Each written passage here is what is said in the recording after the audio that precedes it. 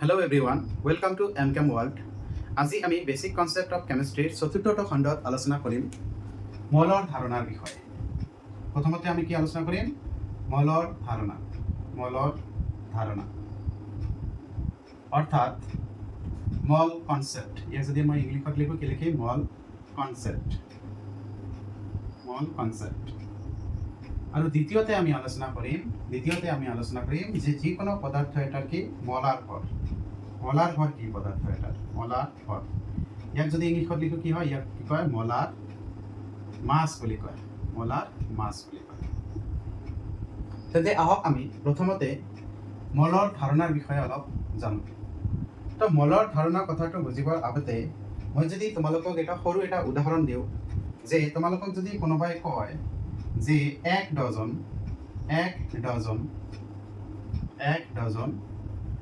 কি মই লিখি আছো মাৰ্কাৰেদি, তো মাৰ্কাৰৰ কথাই ক'লো। এক ডজন মাৰ্কাৰ। কোনোবাই যদি তোমাক কয় যে এক ডজন মাৰ্কাৰ, তেনেহ'লে তোমালোকে কেইটা মাৰ্কাৰ বুজিবা? তোমালোকে বুজিবা যে 12টা মাৰ্কাৰ, হয়নে নাই? ঠিক সেইদৰে তোমাক যদি কোনোবাই কয় যে এক ডজন কিতাপ, তেনেহ'লে তোমালোকে কি বুজিবা? তোমালোকে নিশ্চয় ক'বা বোলে কেইটা কিতাপ? 12টা কিতাপ বা 12খন কিতাপ। ঠিক সেইদৰে যদি কোনোবাই তোমাক কয় যে এক ডজন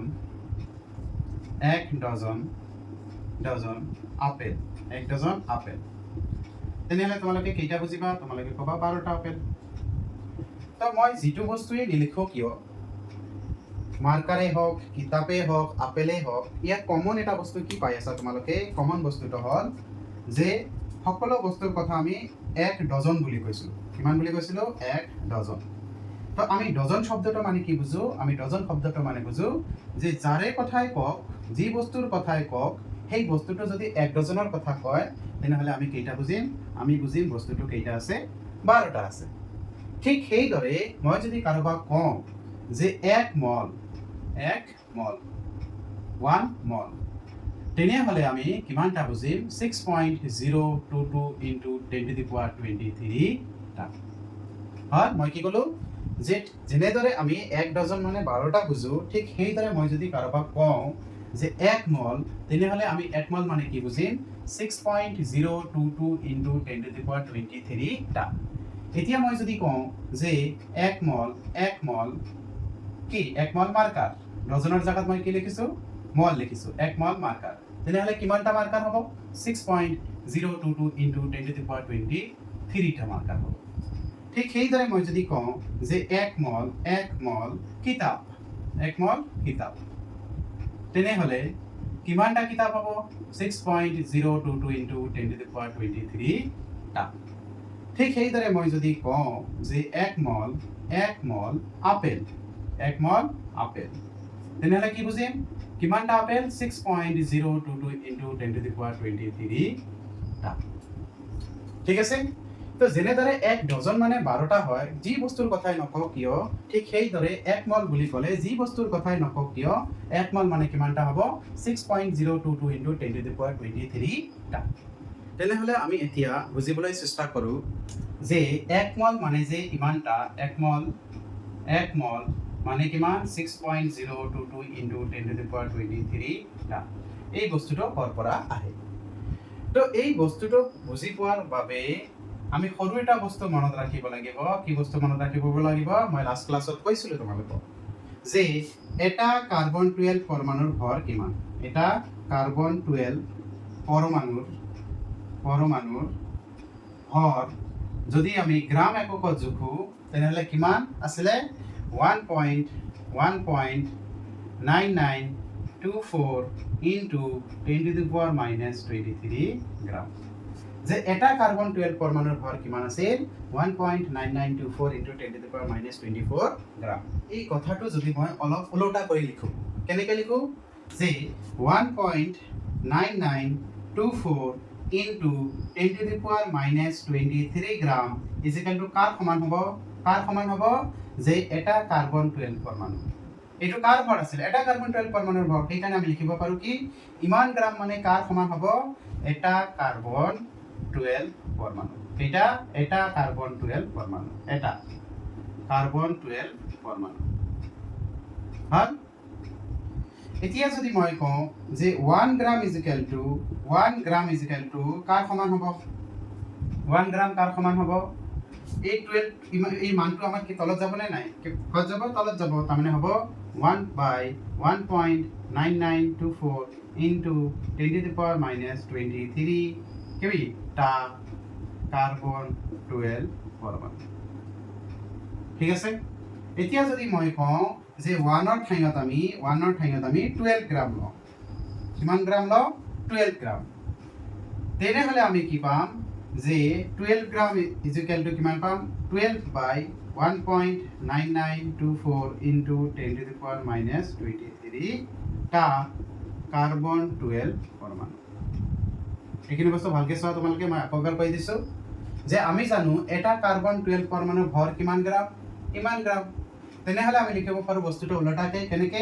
যে ইমান গ্ৰাম ইজ ইকুয়াল টু কেইটা কাৰ্বন পৰমাণু 12 পৰমাণুৰ ভৰ এটা কাৰ্বন 12 পৰমাণুৰ ভৰ তো ঐকিক নিয়ম মতে যদি আমি যাওঁ তেনেহলে ইয়াত যদি মই 1 গ্রাম লিখো এই মানটো আমাৰ তলত গুচি যাব নে নাই তো তেতিয়া আমাৰ এটা কাৰ্বন 12 পৰমাণুৰ জায়গাত কি হ'ব ইমানটা কার্বন 12 পরমাণু হ'ব কিমানটা 1 by 1.9924 into 10 to the power minus 23 টা কার্বন 12 পরমাণু এতিয়া মই 1 ৰ জায়গাত যদি 12 লিখো তেনেহলে ঐকিক নিয়ম মতে আমি কি পাম যে এই 12 টো লিখিলে ইয়াত কি ওপৰত যাব কিমান 12 তো আমাৰ কাৰ্বন পৰমাণুৰ সংখ্যা কিমান হ'ব যে 12 গ্ৰামত থকা কাৰ্বন 12 পৰমাণুৰ সংখ্যা কিমান হ'ব 12 by 1.9924 into 10 to the power minus 23 টা কার্বন 12 পরমাণু এই সংখ্যাটোক যদি আমি এই 12 সংখ্যাটোক যদি এই সংখ্যাটোৰে 1.9924 সংখ্যাটোৰে ভাগ কৰো তেনেহলে আমি পাম 6.022 হল আৰু এই যে 10 to the power minus 23 টো যে আছে এটো ওপৰত গুচি যাব গুচি যোৱাৰ লগতে কি হ'ব প্লাস হৈ যাব হল কিমানটা হল তেনেহলে 6.022 into 10 to the power 23 টা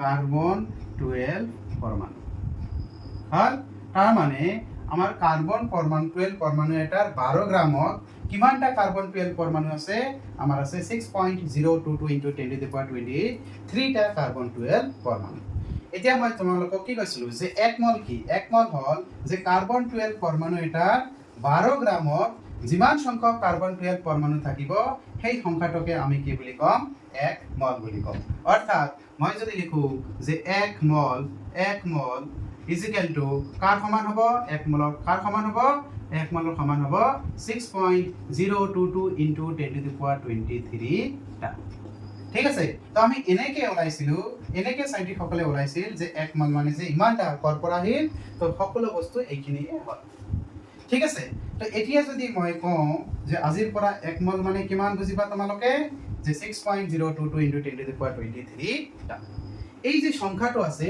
এই সংখ্যাটোৰ এটা নাম আছে ইয়াক আমি কওঁ কি বুলি কওঁ যে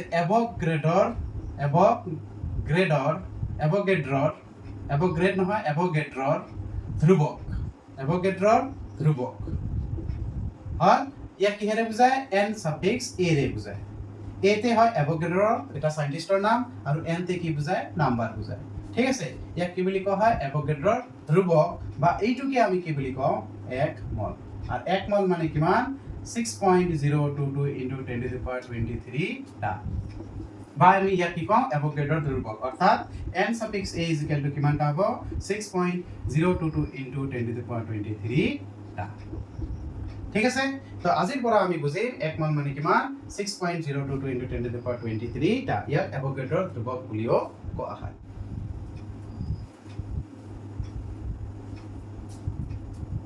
এতিয়া আমি আলোচনা কৰিম যে মলাৰ ভৰ কাক বোলে কি বুলি কলো মই মলাৰ ভৰ ইংলিছত ইয়াক কি বুলি কয় মলাৰ মাছ বুলি কয় মলাৰ মাছ তো মলাৰ মাছ বুলি ক'লে আমি সাধাৰণতে কি বুজিম যে কাৰ মলাৰ মাছ বুজিম মলাৰ মাছ বুলি ক'লে আমি বা মলাৰ ভৰ বুলি ক'লে আমি তিনটা বস্তুৰ কথা বুজিব পাৰো যে যিকোনো পৰমাণু এটাৰ মলাৰ ভৰ হ'ব পাৰে বা যিকোনো অণু এটাৰ মলাৰ ভৰ হ'ব পাৰে বা কি হ'ব পাৰে যিকোনো যৌগ এটাৰ মলাৰ ভৰ হ'ব পাৰে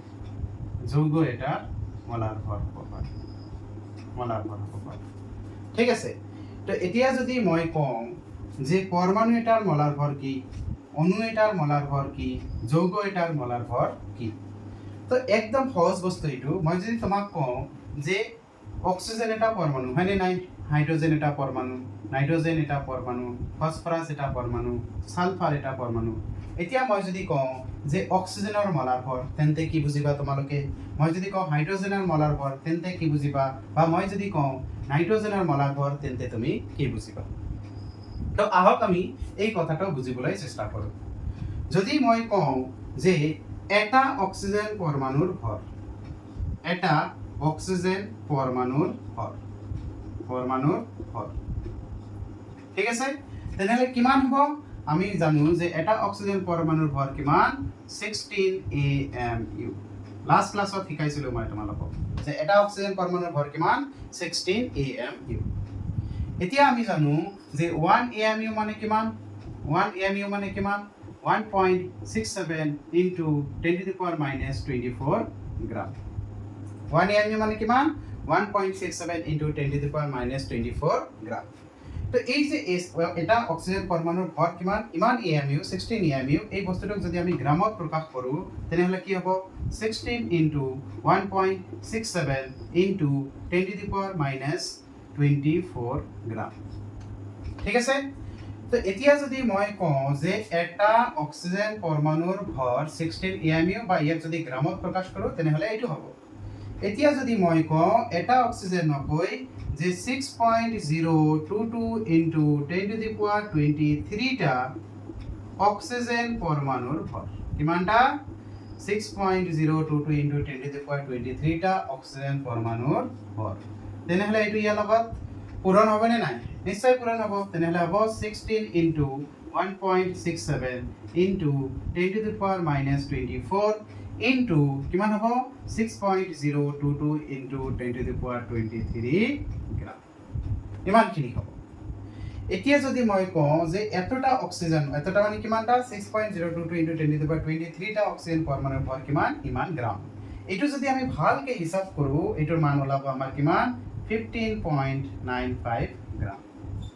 যাক আমি কি লিখিব পাৰো? অলমোস্ট আমি কি লিখিব পাৰো? 16 গ্ৰাম বুলি লিখিব পাৰো। ঠিক আছে? এতিয়া মই যদি কওঁ যে এটা অক্সিজেন পরমাণুর ভর 16 AMU বা 116 into 1.67 into 10 to the power minus 24 গ্রাম। সেই একেটা অক্সিজেন পরমাণুর ভর যেতিয়া আমি এটাৰ ঠাইত 6.022 into 10 to the power 23 টা অক্সিজেন পরমাণু ধৰিম, তেতিয়া আমাৰ কিমান গ্ৰাম ওলাব? 15.95 গ্ৰাম ওলাব। অৰ্থাৎ আমি ইয়াক কিমান ধৰিছো? 16 গ্ৰাম ধৰিছো। তো এই যে সংখ্যাটো যে মই লিখিছো, এই সংখ্যাটো কি একচুয়ালি? এই সংখ্যাটো কি? এই সংখ্যাটো হল 1 মল। হল যে 6.022 into 10 to the power 23 টা অক্সিজেন পরমাণুর ভর মানে যে 16 গ্রাম। এই কথাটোৰ অৰ্থ কি? যে ইমানটা অক্সিজেন পৰমাণু মানে 1 মল অক্সিজেন পৰমাণুৰ ভৰ আমাৰ কিমান ওলাইছে? 16 গ্ৰাম ওলাইছে। তো এতিয়া মই যদি কওঁ যে এই অক্সিজেন পৰমাণুৰ আমাৰ পাৰমাণবিক ভৰ কিমান আছিল? 16 AMU। এতিয়া ইয়াৰ মোলাৰ ভৰ অৰ্থাৎ 1 মোলাৰ ভৰ কিমান ওলাল? 16 গ্ৰাম। তো এতিয়া মই কম যে পৰমাণুৰ যোনটো পাৰমাণবিক ভৰ থাকে সেই ভৰটোৱে তাৰ মোলাৰ ভৰ হয়। জাস্ট কি ইয়াত এককটো আছিল AMU, কিন্তু ইয়াত এককটো কি আহিল? আমাৰ গ্ৰাম। আৰু গ্ৰামৰ লগত কি আহিব? প্ৰতি মল আহিব। প্ৰতি মল আহিব। প্ৰতি মল কিয় আহিল? কাৰণ আমি 1 মলৰ কথা কৈ আছো, সেইকাৰণে ইয়াৰ একক কি হ'ব? গ্ৰাম প্ৰতি মল। এতিয়া যদি মই কাৰোবাক কওঁ যে মোলাৰ ভৰৰ একক কি? মোলাৰ ভৰৰ একক কি? একক কি? তেন্তে তোমালোকে কবা যে মোলাৰ ভৰৰ একক কি? মোলাৰ ভৰৰ একক হল গ্ৰাম প্ৰতি মল। যে যিকোনো পদাৰ্থ এটাৰ 1 মলত থকা পদাৰ্থৰ পৰিমাণ যদি আমি গ্ৰামত প্ৰকাশ কৰো, সেইটোৱে হ'ব কি? পদাৰ্থটোৰ মোলাৰ ভৰ। তো ইয়াতে আমি দেখিলো যে অক্সিজেন পৰমাণুৰ মোলাৰ ভৰ কাৰ সমান? তাৰ পাৰমাণবিক ভৰৰে সমান। কেৱল এককটো ইয়াত AMU আছে আৰু ইয়াত এককটো হ'ব গ্ৰাম প্ৰতি মল। এতিয়া যদি মই কাৰোবাক কওঁ যে হাইড্রোজেন পরমাণুর ভর, হাইড্রোজেন পরমাণুর ভর কিমানটা? এটা হাইড্রোজেন পরমাণুর ভর, এটা হাইড্রোজেন পরমাণুর ভর কিমান? তোমালোকে কবা 1 AMU। এতিয়া মই যদি কওঁ যে 1 মল হাইড্রোজেন পরমাণুর ভর কিমান মল? 1 মল হাইড্রোজেন পরমাণুর ভর কিমান হ'ব?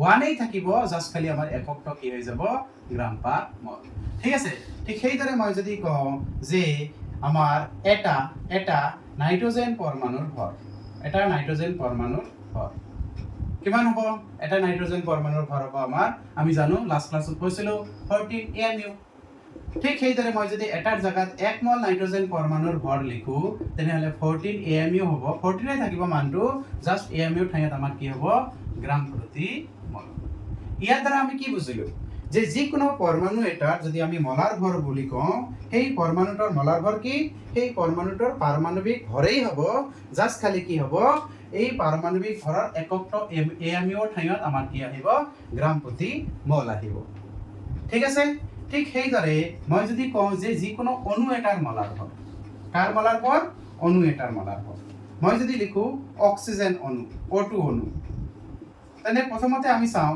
যে এই O2 অণুৰ আণবিক ভৰটো কিমান মই তোমালোকক শিকাইছিলো আণবিক ভৰ কি যে কোনো এটা অণুত থকা পৰমাণুবোৰৰ ভৰৰ পাৰমাণবিক ভৰৰ যোগফলৰ সমান তো ইয়াত কেইটা অক্সিজেনত কেইটা অক্সিজেন অণুত কেইটা অক্সিজেন পৰমাণু আছে দুটা আছে তো ইয়াৰ আণবিক ভৰ কিমান হ'ব 2 * 16 আমি জানো এটাৰ কিমান 16 2 * 16 হ'ব তাৰমানে 32 AMU হ'ব তো আমি কম এটা অক্সিজেন অণুৰ ভৰ কিমান 32 AMU এতিয়া যদি মই এটাৰ ঠাইত 1 মল অক্সিজেন অণু বুলি কওঁ কিমান মল 1 মল অক্সিজেন অণুৰ ভৰ বুলি কওঁ তেনেহলে কিমান হ'ব এই 32 এ হ'ব জাষ্ট খালি তাৰ ইউনিটটো কি হ'ব গ্ৰাম প্ৰতি মল হ'ব তো ইয়াৰ পৰা আমি কি শিকিলো যে যিকোনো পৰমাণু বা অণু এটাৰ মলাৰ ভৰ তাৰ পাৰমাণবিক বা আণবিক ভৰৰেই সমানেই হ'ব জাষ্ট কেৱল তাৰ এককটো কি আহিব গ্ৰাম প্ৰতি মল আহিব তাৰ পিছত আমি যদি এটা যৌগৰ কথা চিন্তা কৰো আমি সকলোৱে জানো পানী কি পানী এটা যৌগ আৰু পানীৰ যৌগৰ সংকেত কি আমি জানো H2O কিমান H2O তো মই যদি কওঁ যে এটা H2O যৌগৰ অণুৰ ভৰ কিমান তো তোমালোকে কবা চা ইয়াত হাইড্ৰোজেন আছে দুটা কেইটা আছে দুটা তো 2 * 1 প্লাস অক্সিজেন কেইটা আছে এটা তো 16 টোটাল ইয়াৰ কিমান ভৰ হ'ব ইয়াৰ ভৰ হ'ব 16 আৰু 2 কিমান হ'ব 18 AMU অৰ্থাৎ এটা পানীৰ অণুৰ যৌগৰ ভৰ কিমান 18 AMU এতিয়া মই যদি এটা পানীৰ অণু নলৈ মই 1 মল পানীৰ অণু লৈ লওঁ তেনেহলে আমি এই 1 মল পানীৰ অণুৰ ভৰ কিমান পাম সেই মানটোৱে পাম জাষ্ট তাৰ একক কি হ'ব জাষ্ট তাৰ একক হ'ব গ্ৰাম পাৰ মল অৰ্থাৎ গ্ৰাম প্ৰতি মল আমি শিকিলো আজি যে 1 মল মানে কিমান 6.022 × 10⁻23 টা এটো কৰ পৰা আহিল এটো আমি শিকিলো 1 মল কাক বলে এটো আমি শিকিলো তাৰ পিছত আমি শিকিলো যে মলাৰ ভৰ কি বস্তু মলাৰ ভৰ কি যিকোনো পদাৰ্থ এটাৰ 1 মলৰ ভৰৰ পৰিমাণকে কি বুলি কোৱা হয় মলাৰ ভৰ বুলি কোৱা হয় আৰু ইয়াৰ একক কি ইয়াৰ একক হ'ল গ্ৰাম প্ৰতি মল আশা কৰো তোমালোকে আজিৰ ক্লাছটো বুজি পাইছা তোমালোকক যদি ক্লাছটো ভাল লাগে চেনেলটোক লাইক কৰি দিব আৰু নটিফিকেশনটো অন কৰি ৰাখিব নেক্সট ভিডিও যেতিয়া মই আপলোড কৰিম যাতে তোমালোকে নটিফিকেশনটো পাই